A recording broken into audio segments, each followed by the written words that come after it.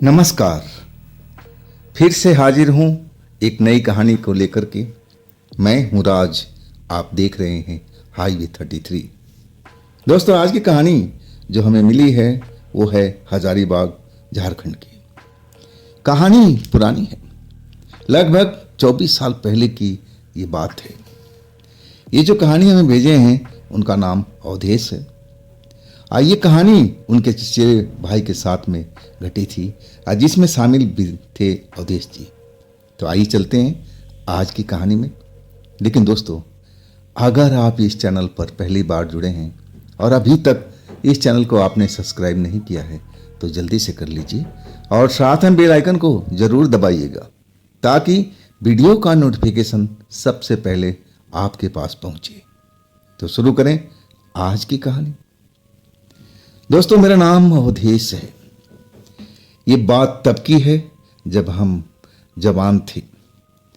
ये घटना जो घटी थी मेरे बड़े भाई, चचेरे भाई रमेश जी के साथ में, जब रमेश भैया की शादी नहीं हो पा रही थी।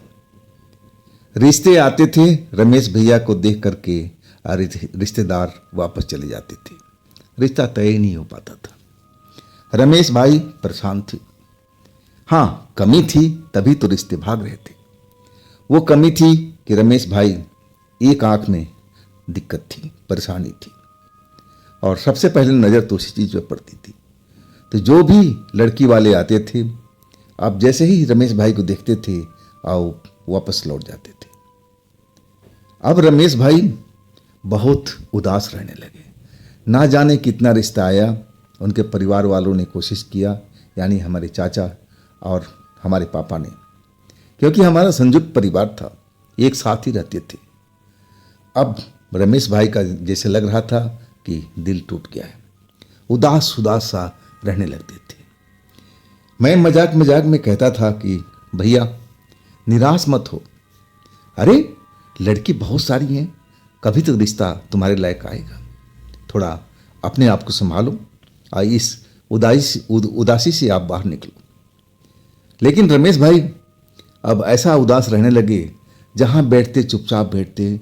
पहले तो हंसते बोलते थे और लोगों से मिलकर रहते थे, लेकिन अब उनका जो ज़्यादा समय था एकांत में बीतने लगा।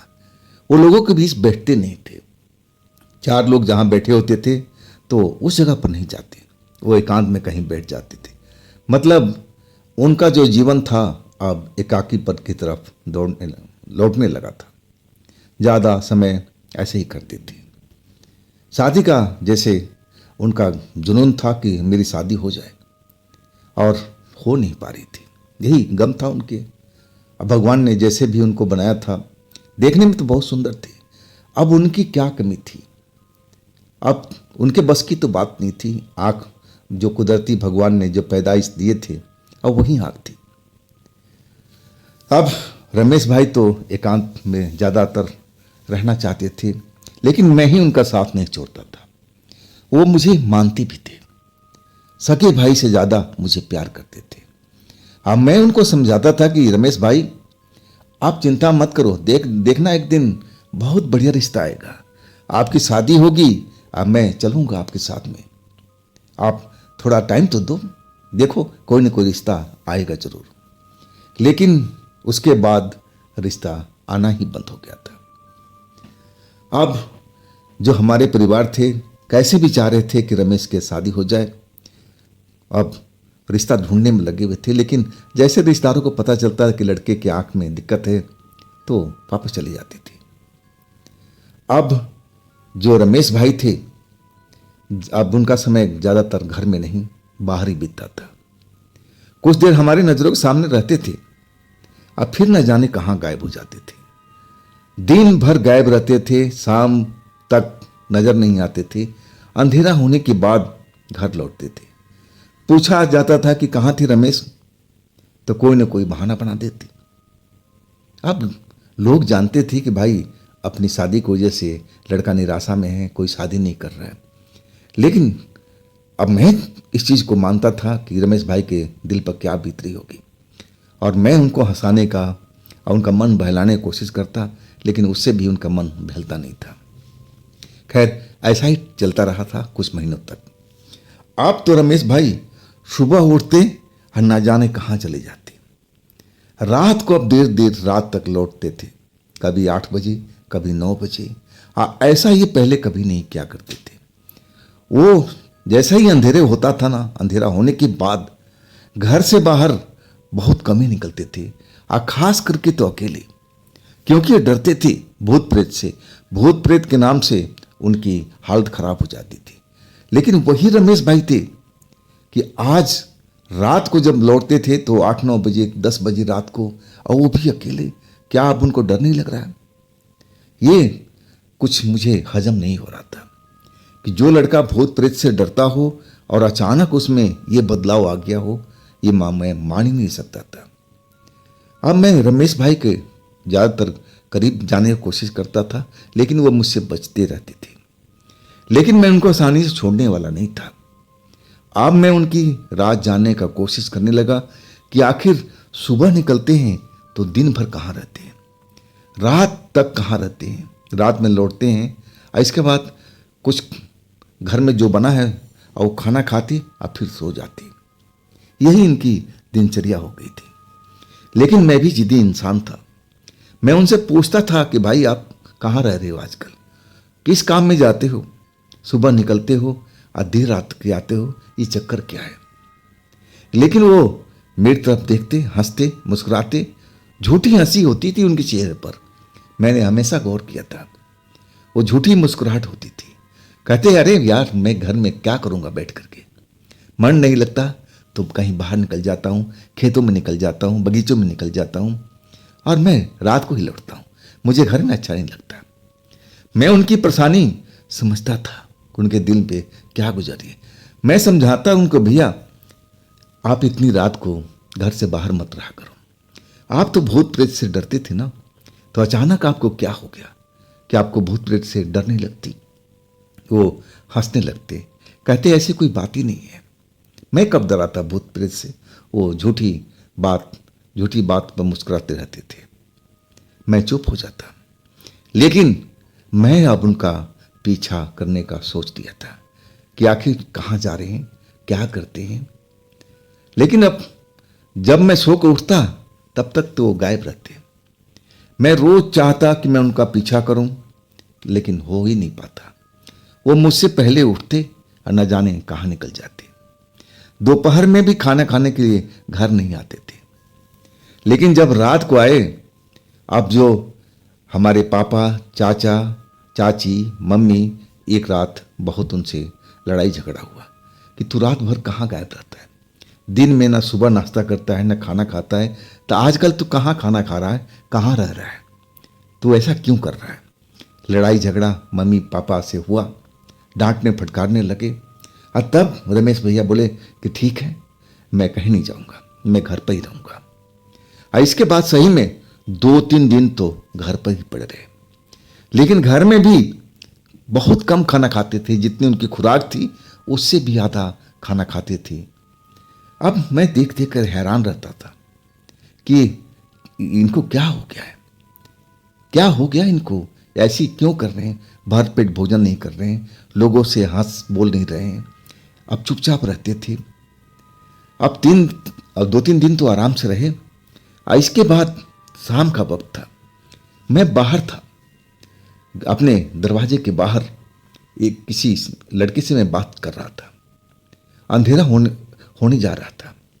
तभी मैं देखा कि रमेश भैया घर से निकले और चुपचाप गली में निकल गए। अब मैं उनको जाता देखा ना, तो मैं अपने दोस्त जिसे मैं बात कर रहा था, मैं कहने लगा कि तुम जाओ घर, कल हम बात करते हैं। अब फिर मैं रमेश भैया के पीछे लग गया, दूरी बना करके चलने लगा। गली गली घूमते हुए हम गांव से बाहर निकल आए थे। रमेश भैया अब बहुत मेरे से आगे थे, मैं बहुत पीछे हो गया था, जानबूझ करके कि कहीं रमेश भैया पीछे मुड़कर देखें और मुझे देख ना पाए। इतनी ही गैप दे करके मैं उनका पीछा करते हुए चल रहा था।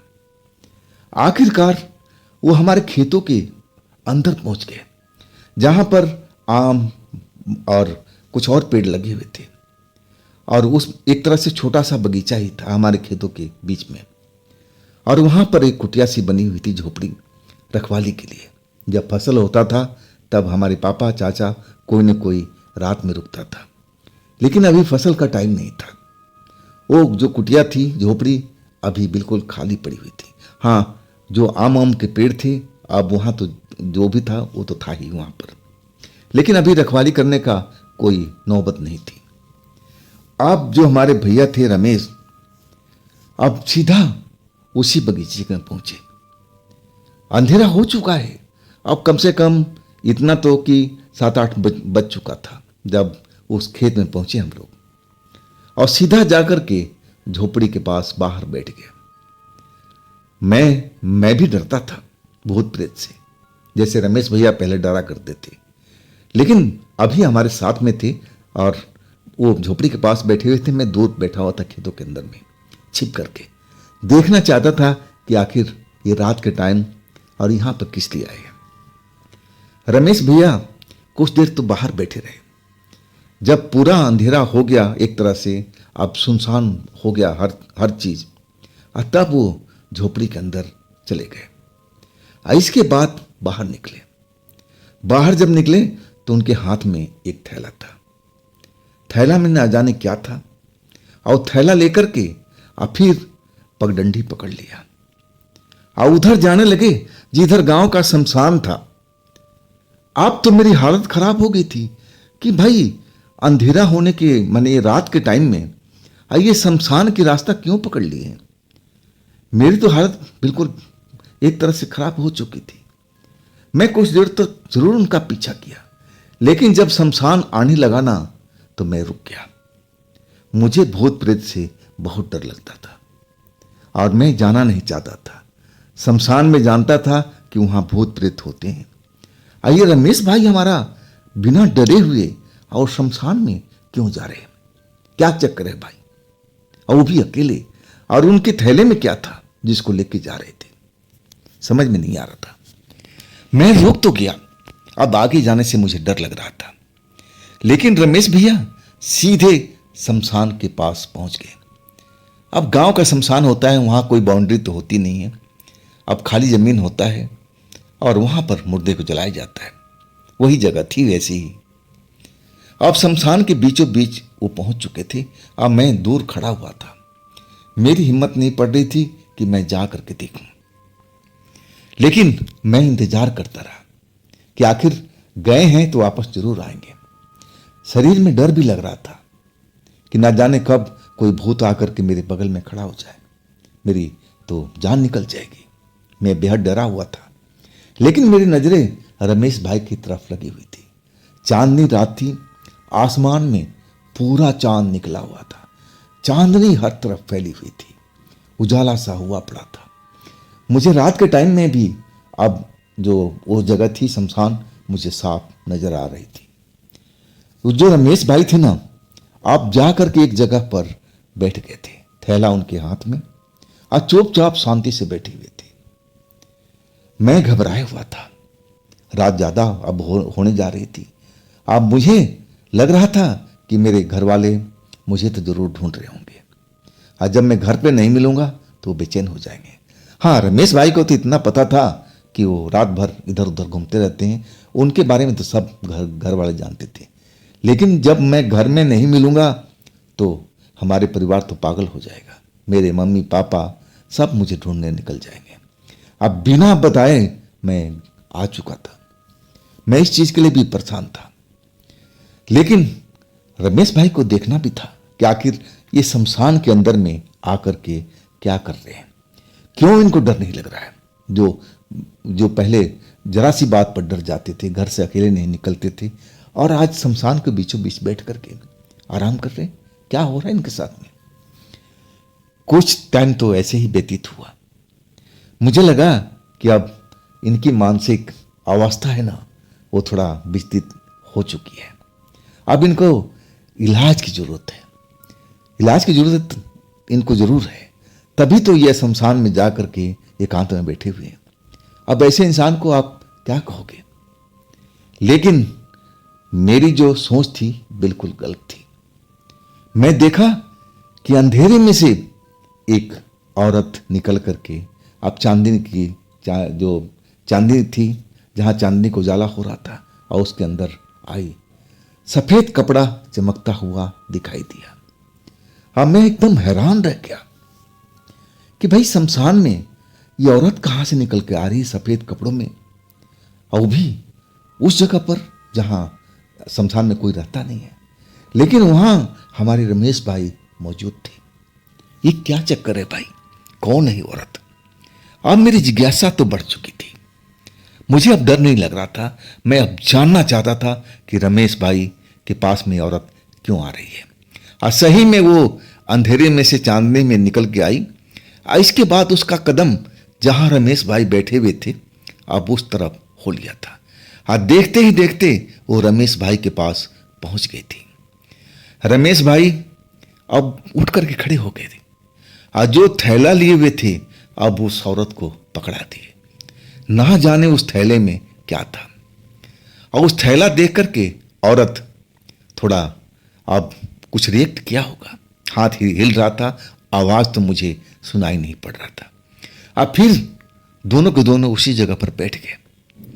थैला में लग रहा था कि रमेश भाई कुछ खाने का सामान लेके आए थे, और वो औरत थैले में से कुछ निकाल करके खा रही थी, रमेश से बातचीत भी कर रही थी। ऐसा हाथ का इशारा हो रहा था जिसका मतलब बातचीत चल रहा। अब दूरी थोड़ा ज़्यादा थी और उनकी आवाज़ धीमी थी, तो मैं समझ नहीं पा रहा था और आवाज़ को सुन नहीं पा रहा था। लेकिन इतना तो मैं समझ चुका था कि रमेश भाई अब गलत रास्ते पर चल पड़े। जरूर ये कोई गांव की लड़की है और इसके साथ इनका नाजायज संबंध स्टार्ट हो चुका है। मुझे इस बात की फिक्र थी। मैं समझाना चाहता था रमेश भाई को कि ये जो आपने कदम उठाया है ना, ये कदम ठीक नहीं है, ये गलत है, ऐसा आप बिल्कुल मत करो।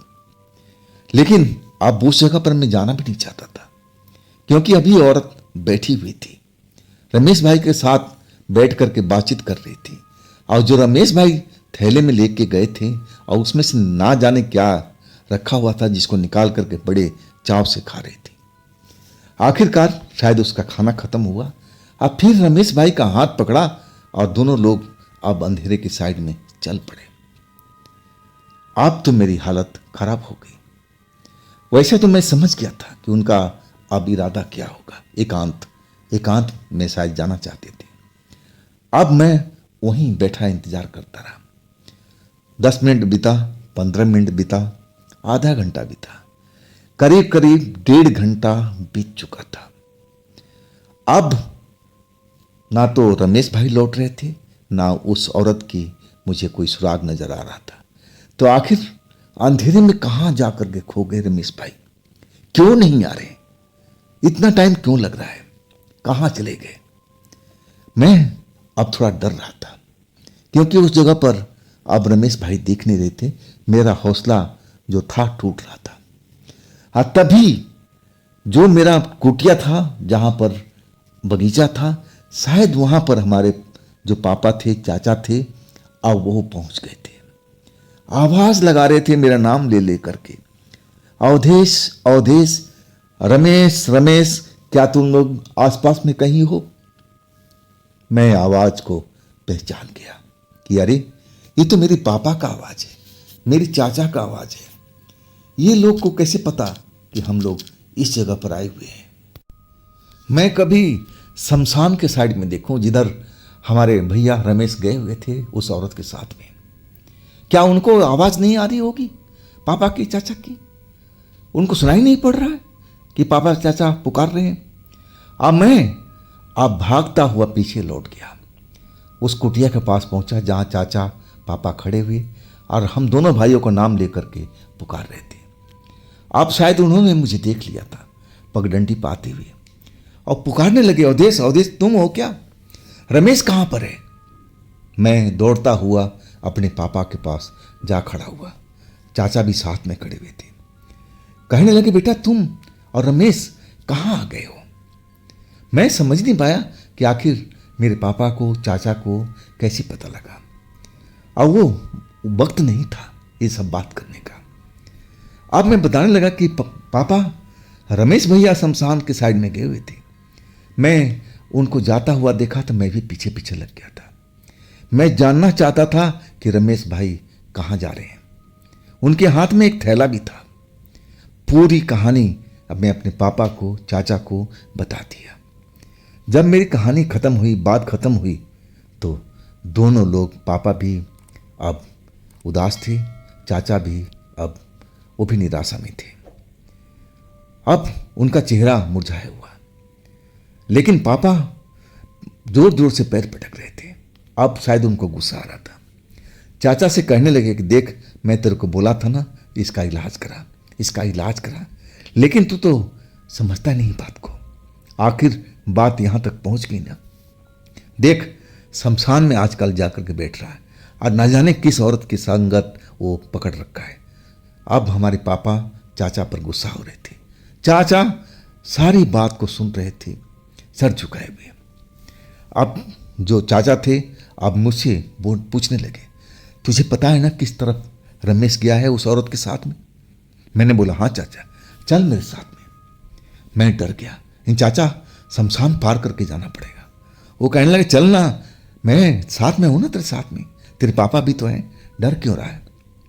पापा भी तैयार, चाचा भी तैयार, तो मैं थोड़ा डरा जरूर, लेकिन जब दोनों लोग साथ में हो तो मेरा डर थोड़ा कम हुआ। आगे आगे वो लोग चलने लगे, पीछे पीछे मैं। शमशान में पहुंच करके फिर वो लोग देखने लगे, मेरे से पूछने लगे कि किधर गया रमेश। मैं उंगली के इशारा देकर के बताया कि पापा इस साइड में गए हैं रमेश भैया। उधर अंधेरा काफी था। अब वहां पेड़ पौधे भी थे, शायद इसलिए चांद की रोशनी वहां पर पहुंच नहीं पा रही थी। तब चाचा कहने लगे चलो भैया चलते हैं, उधर ही देखते हैं। अब इसके बाद जब मैं शमशान पार करने लगा तो मुझे लगा कि कोई भूत मेरे पीछे पीछे तो नहीं चल रहा है। मैं बार बार मुड़ मुड़ करके देख रहा था। जरा भी पीछे आहट होती ना तो मेरा कलेजा सन से हो जाता, मैं डर जाता, पापा का हाथ पकड़ लेता डर के कारण। और लेकिन मेरे पीछे कोई नहीं दिखता। आखिरकार हम शमशान पार कर चुके थे और उस बगीचे की तरफ बढ़ गए थे जहां जिस जगह पर रमेश भैया गए हुए थे। उस जगह पर पहुंच गए, लेकिन अब रमेश भैया कहीं पर दिखाई नहीं दे रहे थे। पापा, चाचा सब रमेश भैया का आवाज लगाने लगे, लेकिन रमेश भैया का कोई जवाब नहीं आ रहा था। अब एक तरह से हम तीनों के तीनों लोग निराश हो गए थे। आखिर रमेश भैया गए तो कहाँ गए? पूरा बगीचा हमने ढूंढ लिया था। जितने पेड़ थे पेड़ के पीछे भी गए, झाड़ियों में गए कि कहीं तो होंगे, लेकिन कहीं पर भी रमेश भैया ना तो वो औरत नजर आए। अब कौन सा जगह देखे भाई? अब इतना बड़ा जगह, खेत खलिहान जैसा सब कुछ बना हुआ, कहाँ कहाँ ढूंढे उस रात को। चाचा कहने लगे भैया छोड़ो, अब जब आवारा बनी गया है तो मरने दो इसको, हम लोग अब चलते हैं घर पर। जब आएगा घर पर ना तब इसकी क्लास हम लेंगे, छोड़ेंगे नहीं उसको। अब चाचा गुस्से में थे, लेकिन मेरे जो पापा थे वो कहने लगे कि नहीं, हम लोग को अभी ढूंढना चाहिए, अभी हम ढूंढते हैं, आगे चलते हैं। आखिरकार हम लोग आगे चलते गए। अब जो बगीचा था खत्म हो चुका था, अब खेतों का इलाका आ चुका था और आगे जाकर के जो एक गड्ढा सा बना हुआ था, बड़ा सा गड्ढा था। और गड्ढे के पास जब हम लोग पहुंचे तो वहां पर वो जो थैला था, जो मैंने देखा था उस थैले को, और थैला तो गड्ढे के बाहर रखा हुआ था। मैं चिल्ला पड़ा, अरे रमेश भैया का यही थैला था, ऐसा ही थैला था, मैंने देखा था। अब पापा चाचा रुक गए गड्ढे के पास में। अब गड्ढा में देखने लगे और देख करके जैसे एकदम सारे के सारे लोग, हम लोग सन से रह गए थे। क्या देख रहे हैं कि गड्ढे के अंदर में एक औरत और हमारे रमेश भाई आराम से सोए हुए हैं, जैसे गहरी नींद में हो, ऐसा ही लग रहा था। अब जो हमारे चाचा थे गुस्से में थे, वो चिल्लाने लगे, अरे रमेश बेशरम, अब तो आजा, अब उठ जा, जल्दी आ, हम तेरा इंतजार कर रहे हैं, गड्ढे से बाहर निकल। अब चाचा भी बहुत गुस्से में, पापा भी बहुत गुस्से में। अब जैसे ही शोर शुरू हुआ, अब सबसे पहले वो जो सफ़ेद कपड़ों वाली औरत थी उठकर खड़ी हुई। एक नज़र शायद उसने हम लोग की तरफ देखा, अब फिर गड्ढे के दूसरी तरफ तेजी से निकल गई। इतना तेजी से निकली कि हम लोग देखते ही रह गए थे। इतनी तेजी कैसे उस औरत में आ गई थी। देखते ही देखते गड्ढे से बाहर निकली और ना जाने कहाँ गायब हो गई। अब रमेश भाई उठ करके बैठे, चाचा गुस्से में, पापा गुस्से में चिल्ला रहे थे। और तब रमेश भाई अब धीरे धीरे उठ करके जैसे बीमारी से उठे हों ऐसा उनका शरीर लग रहा था और गड्ढे से बाहर निकले। बाहर निकलते ही चाचा ने पहले एक आध थप्पड़ रसीद किया और अपना सर झुकाए हुए खड़े थे। वो कहने लगे, चाचा कौन थी औरत, किस गांव की है, ये कब से चल रहा है? रमेश भाई बिल्कुल चुप, किसी बात का जवाब नहीं दे रहे थे। पिटाई जरूर खा रहे थे लेकिन एक लफ्ज उनके मुंह से निकल नहीं रहा था।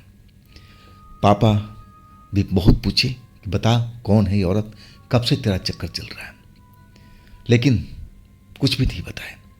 आखिरकार अब रमेश भाई को लेकर के हम घर लौटे।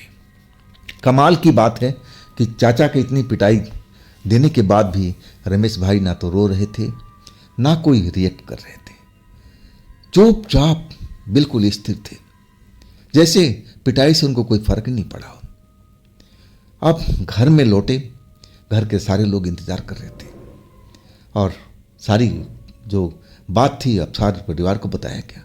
परिवार के लोग भी परेशान, सब गुस्से में, ये रमेश कर क्या रहा है, कौन है लड़की, सब पूछने लगे। लेकिन रमेश भाई के चेहरे पर कोई फर्क नहीं, उनको कोई लज्जा शर्म नाम की कोई चीज़ चेहरे पर लगी नहीं रहा था कि है। बिल्कुल शांत, कुछ न जवाब न कोई से बोल रहे थे। और उस टाइम जो हमारी दादी थी ना, जिंदा थी, और वो रमेश को चेहरे को देख रही थी। और अचानक जो दादी सबकी बात सुन रही थी और वो रमेश भाई के पास पहुंच गई और रमेश के पास पहुंच करके वो उनकी आंखों में देखने लगी और कहने लगी, रमेश क्या ये बात सही है, तो किसी औरत के चक्कर में पड़ा हुआ है, किस गांव की औरत है, कब से चल रहा है? वही बात दादी भी पूछ रही थी। लेकिन जब दादी पूछ रही थी ना, तो जैसे पहले रिएक्ट करते थे, कोई रिएक्ट नहीं कर रहे थे, कोई जवाब ही नहीं दे रहे थे। जैसे पापा ने पूछा, घर के सारे परिवार ने पूछ दिया था, लेकिन किसी के बात का जवाब नहीं दे रहे थे, शांत खड़े हुए थे, शांत थे बिल्कुल। अब जो दादी थी गुस्से में थी, अब बार बार पूछ रही थी कि रमेश तू तो मेरे से सच बता, ये सब क्या चल रहा है, कब से चल रहा है, तो कुछ तो बोल मुझसे। लेकिन रमेश भाई तो कसम खा रखे थे ना कुछ बताने का। काफ़ी देर हो गया, ना किसी से बोल रहे थे, ना कोई, अब उनको पीड़ा हो रही थी इतनी पिटाई खाने के बाद में, ना किसी बात का जवाब दे रहे थे। अब दादी जो थी अब थोड़ा सोच में पड़ गई कि ऐसा रमेश कब से हो गया। एक तो डरपोक था, घर से बाहर अंधेरा होने पर निकलता तक नहीं था, अकेले ये शमशान में आजकल जा रहा है, और ये औरत ऊपर से, ये कहानी क्या है। अब दादी जो थी अब पुरानी जमाने की थी, अब वो अपना जो सोच उनका था अब सोच में डूबने लगी, आखिर ऐसा क्यों हो रहा है रमेश के साथ में। और अचानक सबको शांत करा दिया कि देखो तुम लोग शांत रहो और रमेश से कोई नहीं बोलेगा, मैं कुछ करने वाले हूँ, मैं कुछ पूछने वाली हूँ और कोई रमेश के पास में नहीं आएगा, आप लोग साइड में हट जाओ। दादी ने सबको बोल दिया। दादी माँ अब सबसे पहले गई, हाथ पैर धोआ, पूजा घर में गई, पूजा घर से जाकर के थाली वाली जो पूजे की होती है उठा के ले आई, गंगा जल जो भी होता है सामान सारा कुछ लेके आई और रमेश के पास में आकर खड़ी हो गई। रमेश को फिर पूछा, रमेश बेटा बता दे ये सब कहानी क्या है, और तो बोलता क्यों नहीं है, तेरे मुंह में जबान नहीं है, तू तो कुछ बोल, बता ये सब क्या है। लेकिन अभी भी शांत खड़े हुए थे। और तब दादी पूजा के सामान में से अब कुछ गंगा जल उनके ऊपर छिड़का, कुछ वो मंत्र वंत्र भी जानती थी, पूजा पाठ करती रहती थी, पहले के लोग थी, कुछ मंत्र का जाप करके चावल अक्षत जो भी थाली में था पूजा का, और रमेश भाई के चेहरे पर अब सर के ऊपर में फेंका। हाँ, जैसे ही फेंका ना, रमेश भाई तो एकदम चिखाड़ने लगे किसी जानवर की तरह, जैसे उनमें बहुत शक्ति आ चुकी है। अब ऐसा अचानक हुआ कि सारे परिवार के लोग डर गए। दादी भी एकदम डर कर के पीछे हट गई। लगा कि थाली जो पकड़ रखी अब गिर जाएगा। बड़ी मुश्किल से पूजा का थाली को संभाल पाई। अब तो जो खेल शुरू हो गया था रमेश भाई के साथ में, अब सब देख करके सारे लोग हैरान रह गए थे। बड़ी बड़ी आंखें उनकी हो गई लाल लाल, जैसे नशे में हो गए हों, और बहकी बहकी बातें करने लगे। कहने लगे, इस लड़के को मैं छोड़ूंगा नहीं। आवाज बड़ी अलग थी, जैसे औरतों के लफ्जों में कहा जाए, जैसे औरतें बात करती हैं, ऐसी ही आवाज निकल रही थी। अब दादी तो वो भी डर चुकी थी, जबकि वो पूजा पाठ करने वाली औरत थी। अब घर के जो सदस्य थे सारे डर चुके। पापा को भी समझ में आ गया कि रमेश शांत क्यों था। इसके ऊपर में जरूर कोई भूत प्रेत का असर है, ये भूत प्रेत से ग्रसित है। अब दादी भी हारने वाली में से नहीं थी। फिर पूजा पाठ का जो भी सामान था मंत्र उंत्र पढ़ करके अक्षत फिर फेंका। जैसे ही फेंका, अब एक तरह से बेहोश होने लगे। पहले थोड़ा बहुत उछल कूद किए, इसके बाद जमीन पर गिर पड़े। अब फिर बेहोशी में चले गए थे। अब बेहोशी में गिरे तो घर के लोग एकदम सदमे में आ गए थे कि क्या हो गया, क्या हो गया। दादी से पूछने लगे, आपने क्या किया, ये जमीन पर गिर गया है, क्या अब जल्दी से सही करो इसको। दादी को सब बोलने लगे। दादी कहने लगी, अब जब उठेगा ना तो बिल्कुल शांत रहना, कोई कुछ नहीं बोलेगा। अब सारे लोग अब पीछे हट गए। दादी इंतजार करती रही, लेकिन आधा घंटा बीतने के बाद जब होश में नहीं आए तो दादी गंगा जल लेकर के छिड़कने लगे। जैसे ही गंगा जल होकर छिड़का, फिर जो रमेश भाई थे होश में आ गए। लेकिन अभी होश वो वाला नहीं था। अभी जो उनके ऊपर में जो औरत थी, जो साया थी, अभी उनके शरीर में थी। अब वैसे ही बैठे उठ के बैठ गए थे, आलती पालती मार करके, और झूम रहे थे जैसे उन पर कोई सवारी आई हुई है। झूमते हुए कह रहे थे कि मैं इस लड़के को छोड़ूंगी नहीं, अपने साथ लेके जाऊंगी। मैं इसको मना किया था कि किसी को ना बताएं, लेकिन ये हमारा भेद सबके ऊपर खोल दिया। मैं इसको छोड़ूंगी नहीं। अब थोड़े थोड़े कहानी अब सबको समझ में आने लगी कि जिस औरत के चक्कर में पड़े हुए थे रमेश भाई, वो इंसान न होकर के कोई भूत प्रेत, कोई चुड़ैल ही थी, और उसी के चक्कर में रमेश भाई पड़े हुए थे। ये कब से चल रहा था ये तो मालूम नहीं, लेकिन अब दादी जो थी पूजा पाठ करने वाली, अपना मंत्र वगैरह का प्रयोग करने लगी। अब पूछने लगी कि तू कौन है, और तू इस लड़के को क्यों परेशान कर रही है। काफ़ी देर के बाद में वो कुछ नाम बताने लगी। मैं फलानी हूँ, अब मैं शमशान में रहती हूँ। ये तो शमशान में आकर के बैठा करता था और सुंदर था।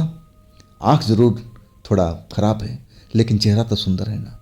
मुझे ये भा गया और मैं अब इससे प्यार करती हूँ, इसको मैं छोड़ूंगी नहीं। अब सारा खेल समझ में आ चुका था। अब जो भी परिवार के सदस्य सब कुछ जान चुके थे कि आखिर कहानी क्या था। तो रमेश भाई क्या श्मशान में जाके कोई सिद्धि करते थे, पूजा पाठ करते थे, किसी आत्मा को बुलाने को तैयार थे, ऐसा ही लग रहा था। अब दादी कहने लगी कि जो हमारे बच्चे ने गलती किया है उसको तू माफ़ कर, अब तू अपने जगह पर लौट जा, नहीं तो हम तुम्हें छोड़ने वाले नहीं हैं। हमारे बच्चे के ऊपर से तू अपना सवारी ले जा, जहाँ से आई है तू वापस चला जा। लेकिन वो जाने वाली इतनी आसानी से जाने वाली नहीं थी। बार बार भैया जो थे बेहोश होते थे, दादी फिर वही पूजा पाठ करती थी, अक्षत गंगा जल छिड़कती थी। इस तरह करते करते अब सुबह हो चुकी थी। आखिरकार सुबह में जाने को वो तैयार हो गई। अब जब गई ना, तो रमेश भाई का चेहरे का रंगत भी लौट आई थी। उनका चेहरा पीला पड़ा हुआ था पहले, लेकिन जब उनके शरीर से वापस गई तब उनका रंगत थोड़ा अलग लगने लगा और वो होश में आ चुके थे पहले की तरह। अब जो दादी थी सब कुछ पूछने लगी, परिवार के लोग पूछने लगे कि रमेश, ये तूने क्या खेल खेला था? कब से श्मशान जा रहा है? क्या हो रहा है श्मशान के अंदर में? और रमेश भाई को लगा कि सारा भेद तो खुल चुका है। और तब वो आंखें नीचे करके सब बताने लगे, कहने लगे कि जब मेरी शादी नहीं हो रही थी, काफ़ी दिन हो गया इंतज़ार करते करते, रिश्ता आता था कट जाता था, तो मैं निराशा में भर चुका था। अब मैं सोचने लगा कि अब कभी मेरी शादी नहीं हो पाएगी। तब मैं अब तांत्रिकों का मदद लेने लगा। तांत्रिक कहने लगे कि तो श्मशान में जा कर के आप कोई साधना करेगा तो हो सकता है तेरी शादी हो जाए। और वही मैं कर रहा था। और तब वो औरत, लड़की जो थी, वो मेरे पास में आई थी। मैं तो समझा था कि कोई जीती जागती औरत है। मैं तो समझ नहीं पाया था कि कोई भूत है, कोई आत्मा है। आज जब आई तब मैं उसके बस में हो चुका था। अब जो सारा खेल आप जान चुके थे कि रात रात भर में कहाँ गायब रहता था, सुबह निकल जाता था। मैं उसके पूरी तरह से बस में आ चुका था। जो कहती थी मैं वही करता था। उसके लिए मैं खाने का मांस भी ले जाता था। मांस जो भी मांगती थी खाने का, मैं उसको ले जा करके देता था। एक तरह से पूरी तरह से उसके बस में आ चुका था। लेकिन मुझे मालूम था कि मैं गलत हूँ, गलत की तरफ जा रहा हूँ। लेकिन मैं इतना डरा हुआ था। वो उस आत्मा ने बोला था कि अगर तू ये भेद अपने परिवार पर, चाहे अपने किसी दोस्त मित्र पर खोलेगा, मैं तुम्हारे परिवार को सफा चट कर दूंगी। कोई तुम्हारे परिवार में बचेगा नहीं और लास्ट में तुम्हें मैं मार दूंगी। इसलिए मैं डर गया था। और सही में उसके बाद ऐसी परेशानी नहीं हुई। और उसके बाद तो वो रमेश भाई जैसा पहले डरपोक थे और वैसे ही डरपोक हो चुके थे। शाम होते ही घर में आ जाते, बाहर नहीं निकलते थे। लेकिन किस्मत में शादी लिखा हुआ था। ऐसा नहीं था कि रमेश भाई की शादी नहीं हुआ। एक विकलांग लड़की से अब रमेश भाई का शादी हो चुका था।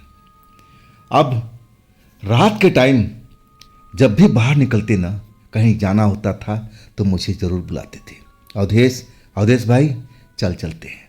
और तब मैं उनसे मजाक करता था कि रमेश भाई चले शमशान की ओर, वो औरत आज भी आपका इंतज़ार कर रही होगी। रमेश भाई गुस्से में हो जाते थे, अब मुझे मारने तोड़ते थे और फिर मैं भागता रहता था। तो दोस्तों, ये थी कहानी आज की अवधेश जी की। अगर आपके पास भी ऐसी कोई कहानी है जो आप मुझे बताना चाहते हैं तो आप मुझे इंस्टाग्राम पर, यहाँ मेरे व्हाट्सएप नंबर पर अपनी कहानी को, अपनी घटना को आप शेयर कर सकते हैं। दोस्तों, ये भी चैनल आप ही का है तो इसको भी अपना प्यार दीजिए, लाइक कीजिए, सब्सक्राइब कीजिए, शेयर कीजिए। अब फिर हम मिलते हैं कल एक नई कहानी, एक नई घटना में। और दोस्तों, हमें मेरे दूसरे चैनल भी हैं, उसका लिंक इसी वीडियो में मैंने दे रखा हूँ डिस्क्रिप्शन में। उन पर भी जाइए, उन कहानियों में बहुत अच्छी अच्छी कहानी भरी पड़ी है उस चैनल पर, तो उनका भी आनंद लीजिए। नमस्कार दोस्तों, फिर हम मिलते हैं